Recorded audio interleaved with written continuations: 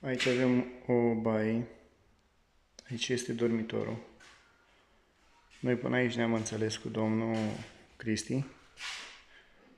După care urmează să le facă dumnealui, și dumnealui este meseriaș. A zis să nu ne mai plătească pe noi, pune dumnealui parchetul, gresia în baie, deci compartimentarea asta, care o să fie la dormitor, baie și bucătărie. Și aici o să fie o anexă pentru centrală. Cam atât este. Haideți să vă arăt și partea asta.